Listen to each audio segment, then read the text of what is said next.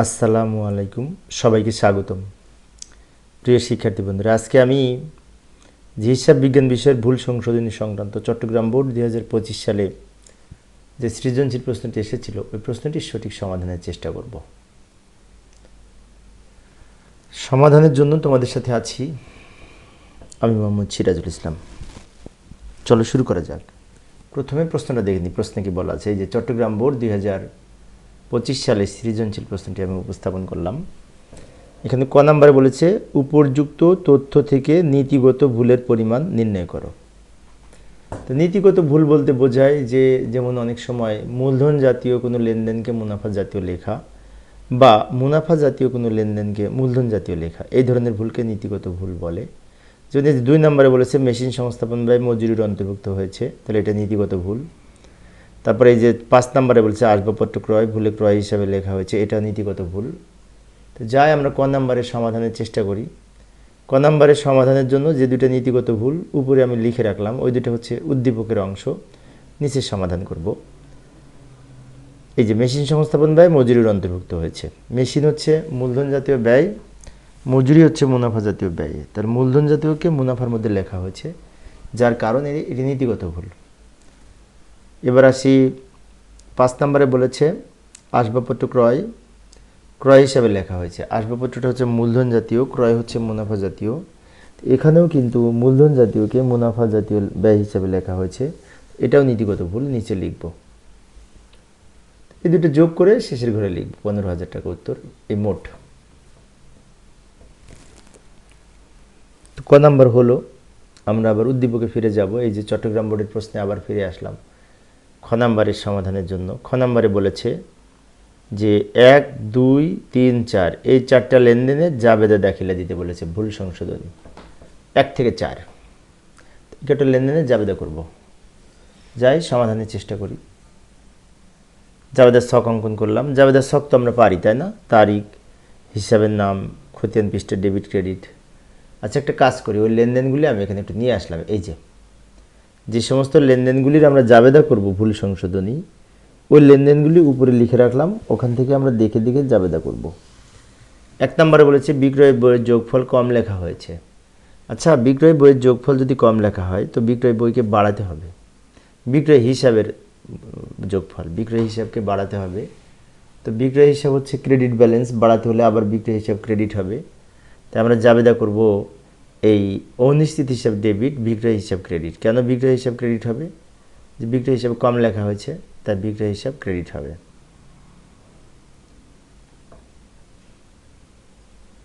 Machine সংস্থাপন ব্যয় 5,000 টাকা মজুরি হিসাবে লেখা হয়েছে। আচ্ছা, মেশিন সংস্থাপন ব্যয় যদি মজুরি হিসাবে লেখা হয়, এটা মেশিন সংস্থাপন ব্যয়ের সাথে যোগ করা দরকার ছিল, না করে ভুলে মজুরির সাথে যোগ করেছি।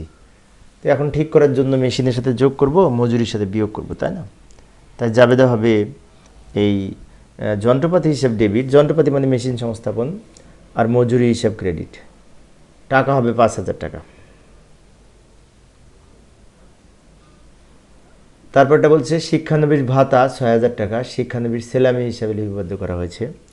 আচ্ছা, শিক্ষানবিশ ভাতার সাথে যোগ করার দরকার ছিল, না করে শিক্ষানবিশ সেলামি হিসাব ডেবিট করেছি। এখন ঠিক করার জন্য শিক্ষানবিশ ভাতা হিসাব ডেবিট হবে আর শিক্ষানবিশ সেলামি হিসাব ক্রেডিট হবে। টাকা হবে 6,000 টাকা। তা আমি অবশ্য ব্যাখ্যা লিখছি না, ব্যাখ্যা তো তোমরা পারবে। ব্যাখ্যা লেখার জন্য আমরা এখানে এই বিশেষ করে যেমন এখানে আমরা লিখব শিক্ষানবিশ ভাতাকে শিক্ষানবিশ সেলামি হিসাবে লেখার ভুল সংশোধন করা হলো। উপরেরটার জন্য লিখব যন্ত্রপাতি সংস্থাপন ব্যয় মজুরি হিসাবে লেখার ভুল সংশোধন করা হলো। উপরের ওই লেনদেনটা লিখে দিব, লাস্টে যুক্ত করে দিব যে সংশোধন করা হলো এই বলে। 4 নম্বরে বলেছে মিস দিনার কাছ থেকে 2500 টাকা পেয়ে তার হিসাবে ডেবিট করা হয়েছে। আচ্ছা, দিনার কাছ থেকে যদি পাই, দিনা একজন দেনাদার, তো আমরা দিনার হিসাবকে ক্রেডিট করব, তাই না? কিন্তু তা না করে ডেবিট করেছি। কোনো আইটেম যদি উল্টা হয়ে যায়, মানে একই হিসাবের যদি উল্টা দিকে লেখা হয়, তাহলে এখন ডাবল টাকা দিয়ে ঠিক করতে হবে। অর্থাৎ এখানে অনিশ্চিত হিসাব ডেবিট হবে যেহেতু এক পক্ষের ভুল, আর প্রাপ্য হিসাব দিনা ক্রেডিট হবে। টাকা হবে ডাবল। কেন ডাবল হবে? এই যে ডেবিট ক্রেডিট করার কথা ছিল, ভুলে ডেবিট হয়েছে, তাহলে এরকম যদি উল্টা হয়ে যায় তখন আমরা ডাবল টাকা দিয়ে ঠিক করতে হবে।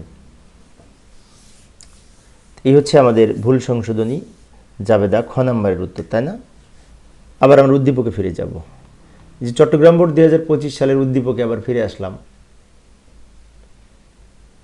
এখানে গ নাম্বারে বলেছে অনিশ্চিত হিসাব প্রস্তুত করো। আচ্ছা, উপরে একটা কথা লেখা আছে, এই যে জনাব রমিজ 2024 সালের 31 ডিসেম্বর তারিখের রেওয়া মিলে ক্রেডিট পাশে 7,000 টাকা মিলকরণ করেন, মানে ক্রেডিট পাশে রেওয়া মিলের 7,000 টাকা অনিশ্চিত হিসাব এর উদ্বৃত্ত আছে, এটা বোঝাতে যাচ্ছে।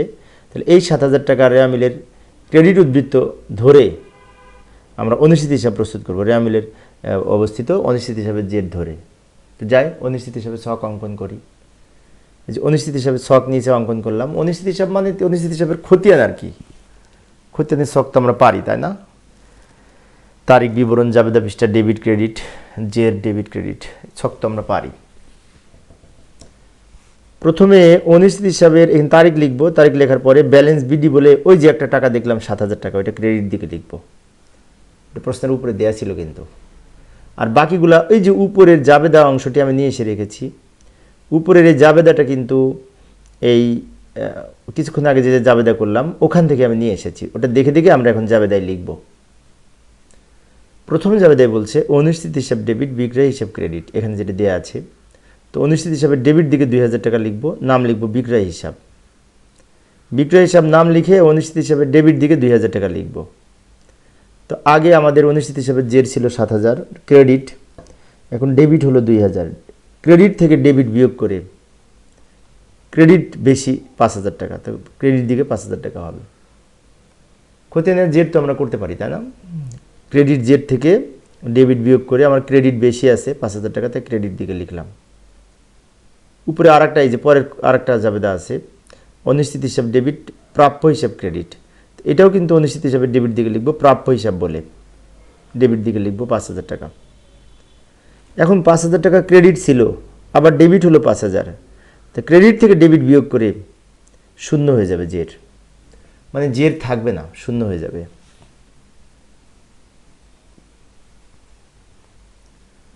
তো এই হচ্ছে আমাদের এই অনিশ্চিত হিসাবের খতিয়ান।